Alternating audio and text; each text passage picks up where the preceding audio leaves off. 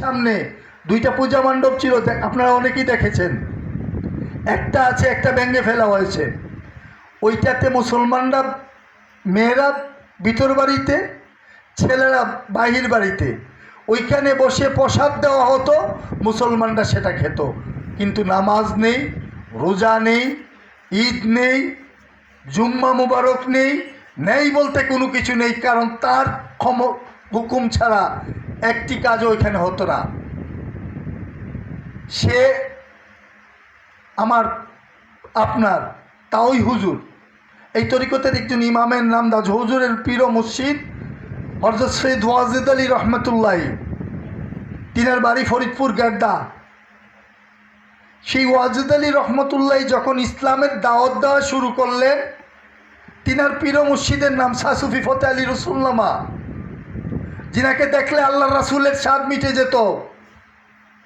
সেই হযরত সৈয়দ ওয়াজেদ আলী রহমতুল্লাহ দাওয়াত দেওয়া শুরু করলো, সে ধরে নিয়ে আসলো, শূন্য পাঠিয়ে ধরে এনে ওনাকে বেত্রাঘাত করা হলো, অপমানিত করা হলো।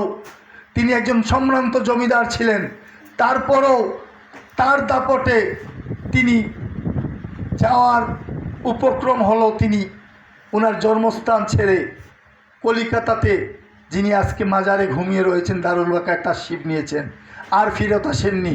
যাওয়ার সময় একটি কথা বলেছিলেন যে, হে বাবু রাজেন্দ্র, আমি চলে যাচ্ছি, তয় আমি আমার মাওলার কাছে একটি নালিশ দিয়ে যাচ্ছি, যদি মাওলা আমার নালিশ কবুল অবশ্যই করবেন, আমি আল্লাহর বন্ধু, আমি তোমাকে অভিশাপ দিচ্ছি, আমার গোলামের গোলাম তোমাকে এই জমিন থেকে বিতাড়িত করবে। যিনি বিতাড়িত করেছেন তিনার নাম হলো আপনার আমার বান্ধব বিশ্বলি আল্লামা খাজা শাহ সুফি ফরিদপুরি উদ্দৌসা শেরহুল আজিজ। অজপাড়াগা ৮৮ গ্রামে যখন আসলেন, সেদিন ছিল ঈদুল আজহা। এই সামনেই আমরা ঈদুল আজহা উদযাপন করব। এই ঈদুল আজহাতে তিনি মহসিন সাহেব আর আরেকজন, এই তিনজন তিনারা আসলেন আপন মুর্শিদের হুকুমে। দাদা হুজুর এনায়েতপুরি একটি হুকুম দিয়ে, একটি দাওয়াত দিয়ে, একটি বিষম দিয়ে, একটি মিশন দিয়ে পাঠিয়ে দিলেন, যান বাবা যান, আপনার দাদু হুজুর ওই ওয়াজেদ আলীর জমিনে চলে যান, ওই গ্রামের নাম ৮৮, ওই গ্রামেই আপনি বাসস্থান স্থাপন করবেন। মহসিন সাহেব, আপনার যে বাড়িটি আছে, আপনার যে অংশটি আছে, সেখানে আপনি শুরু করবেন, সেখান থেকে একদিন বিজয় নিশান উঠবে, বাবু রাজেন্দ্র ওই জমিন ছেড়ে চলে যেতে হবে। আমি ওই দিকে দাবিত হব না, অনেক লম্বা ইতিহাস, অনেক বড় ইতিহাস, অনেক সময় লেগে যাবে, যেহেতু আমি দাঁড়িয়েছি ফাতিহা শরীফ নিয়ে।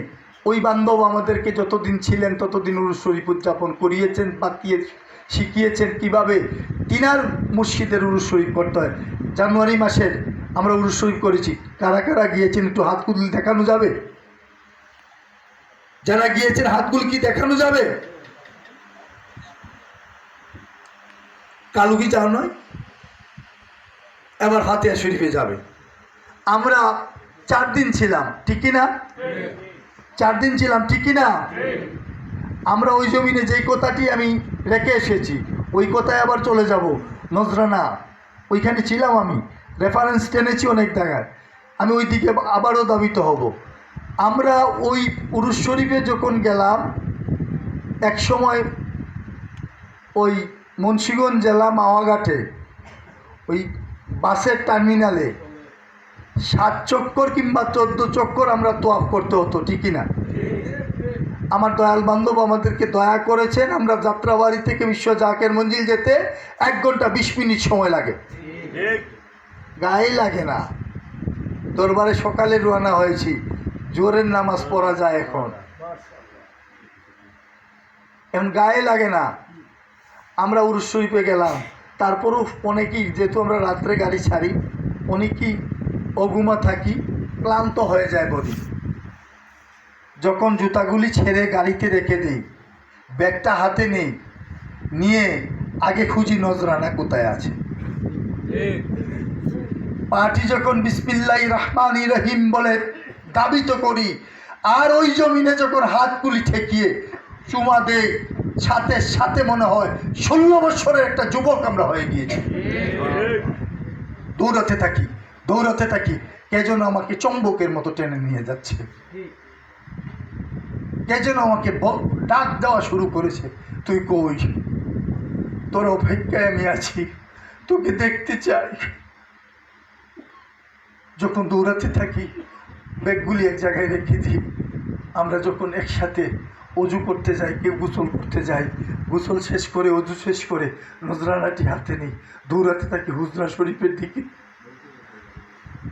ওই হুজরা শরীফে গিয়ে যখন দেখি ওই বান্ধবকে দেখা যায় না, বান্ধবকে খুঁজে পাই না, তখন পাগল হয়ে যাই।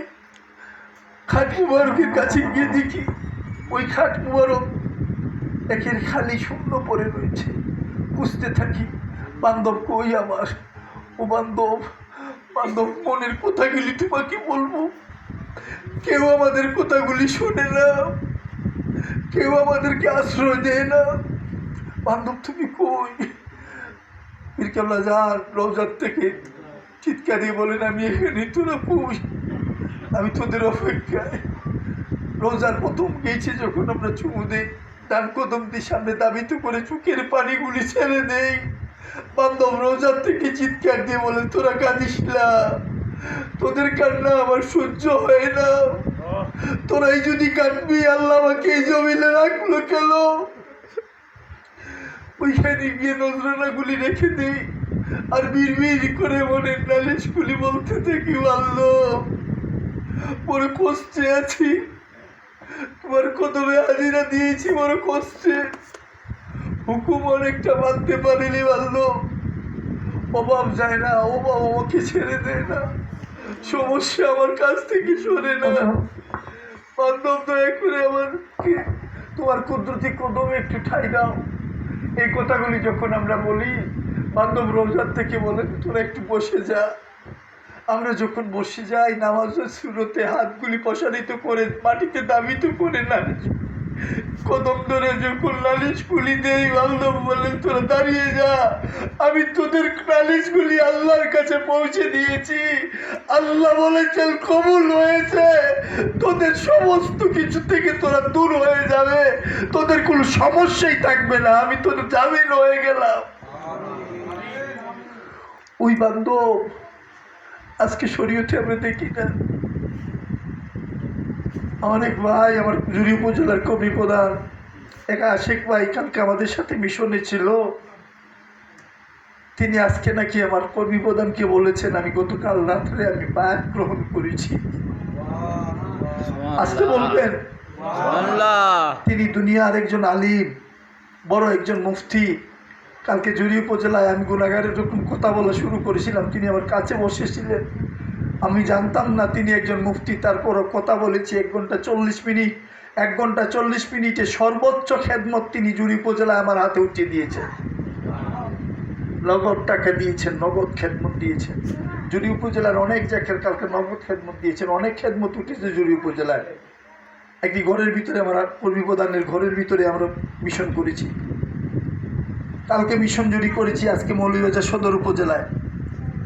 এই মিশন আমাদের শেষ মিশন। আগামীতে আমরা দরবার শরীফ খেদমতের প্রস্তুতির জন্য আজকে শেষ মিশন। আমি অনুরোধ করব, কে কোথাকার জাকের আমি জানি না, আমি বলতে চাই না, আমরা বিনি সুতার মালা, ঠিক কিনা, ঠিক কিনা, ঠিক কিনা, ঠিক। আমরা 70 গুণ সহদর ভাই চিতর আপন ভাই, ঠিক কিনা, ঠিক না? সন্দেহ আছে? এখানে কিছু আসে, আমার কিছু সম্মানিত ব্যবসায়ীরা আমার দাওয়াতে এসে উপস্থিত হয়েছে, তারা সর্বসময় এই বিশ্ব জাকের মঞ্জিলের উরুস শরীফে, ফাতিহা শরীফে খেদমত দেন। সমস্ত অলি আল্লাহর অনুষ্ঠান হলে তিনারা খেদমত দেন। আমার কাছে একটি প্রয়োজনে তিনারা গিয়েছিলেন, আমি দাওয়াত দিয়েছি, তিনারা এসে উপস্থিত হয়েছেন। আমি আমার দয়ালের কদমে গুনাহগার হিসাবে একটি আরজ রাখবো, আজকে যারা আমার দাওয়াতে বিশ্বাস করে আজকের এই মাহফিলে উপস্থিত হলেন, কেউ যেন খালি হাতে এই বাড়ির থেকে বের না হয়। আমি প্রথমেই বলেছি, প্রত্যেকে একটি করে নালিশ রাখবেন। এই নালিশগুলি ফাতিহা শরীফে যাওয়ার আগে নালিশগুলি আপনাদের ফাঁস হবে, নালিশগুলি আপনার আল্লাহ কবুল করবেন, এই কথা আমি গুনাহগার বলতে পারি। কারণ আমি বিশ্বাস করি আমার পীরকে, বিশ্বাস করি আমি আমার দরবারকে, বিশ্বাস করি আমি আমার সত্য তরিকাকে। কারণ বিশ্বাসে যদি করেন দবুরাগাছও কাজ করে, ঠিক কিনা? আমি যেদিকে ছিলাম ওই ভাই মুফতি, তিনি গতকাল রাত্রে স্বপ্নে তিনার বাবাকে দেখেছেন। তিনার বাবা বলেছেন যে আট্টুসি পীরের কাছে তুমি বায়াত গ্রহণ করো। তিনি এবার উরুস ফাতেহা শরীফে যাবেন, খেদমত পাগল হয়ে করেন। একের জুরি পয়েন্টের মধ্যে ওনার বাসা উপজেলার কাছে। একজন ধনী মানুষ, অল্প বয়স, কিন্তু এত মহব্বত তার ভিতরে চিন্তাও করা যায় না। আমরা এই মৌলভীবাজার সদর শ্রীমঙ্গল উপজেলার কালাপুর ইউনিয়ন থেকে জাকেররা এসেছেন, কারণ আপনাদের এলাকায় আমরা মিশন করতে পারিনি, যার কারণে আপনাদেরকে এখানে ডেকে এনেছি। আমার মনোর ভাই এখানে উপস্থিত আছেন, প্রবীণ একজন জাকের, এখানে সদরের জাকের আছেন। শ্রীমঙ্গল উপজেলার মির্জাপুর ইউনিয়নের যারা আমার নওয়াজ ভাই, তিনি শুরু থেকে আমরা একসাথে সদরের সাথে তিনি খেদমত করেন, যার কারণে তিনাকে বলার পর তিনিও এসেছেন। আর বাকি সদরের আমরা এখানে উপস্থিত হয়েছি কেন? যে পীর কেবলা জানের এই অনুষ্ঠানকে আঞ্জাম দেওয়ার জন্য আমরা খেদমতরত হব, ঠিক কিনা? কেন? আমরা পরিত্রাণ চাই। কোন পরিত্রাণ? পীর আমাদেরকে প্রত্যেককে দয়া করেছেন। একটা লোকও যদি, যারা বিশ্ব জাকের মঞ্জিলে গিয়েছেন আর যাওয়ার পর আপনার ক্ষতি হয়েছে, এমন একজন মানুষ যদি এখানে থাকেন, দাঁড়িয়ে যাবেন আমার কথার পর, আমি আপনার কাছে মাথা নত করে আপনার কাছে সাথে চলে যাব। আর যদি উপকার হয়, আমার পীর যদি আপনাকে দয়া করেন, আমার পীর যদি আপনার অবস্থার পরিবর্তন করে দেন, তাহলে কেন খেদমত দেবেন না সেটা বলতে পারবেন? আমার পীর আপনাকে দিয়েছেন, সেখান থেকে একটি অংশ দেবেন। আপনার আবার ইচ্ছা কিসে? আমরা কি সবাই মুরিদ না সবাই আছে? তো মুরিদের কোনো ইচ্ছা নাই, মুরিদের কোনো ইচ্ছা নেই। কারণ আমরা চারটি মন্ত্রে দীক্ষিত: আদব, বুদ্ধি, মহব্বত, সাহস। আদবের ডেফিনেশন হলো একজন মৃত ব্যক্তি দৌতকারীর কাছে যেই রকম, একজন মুরিদ তার পীরের কাছে সেই রকম। কথা বুঝে আসেনি? একটি লাশ আমরা যখন ধোয়াই, তিনজন ভিতরে থাকি, দুইজন দুই পাশ থেকে পানি দেওয়ার জন্য সাহায্যের জন্য ঢুকি, পাঁচজন কিংবা কোথাও কোথাও ছয়জন ঢুকে, কোথাও মানুষ না থাকলে তিনজনই ভিতরে থাকে। আমরা যখন কলা গাছের উপরে মৃত ব্যক্তিকে রাখি, তখন জায়গাটি সমান থাকে না বেশ কম থাকে? সমান থাকে না বেশ কম থাকে? আমার দিকে তাকাবেন, বেশ কম থাকে।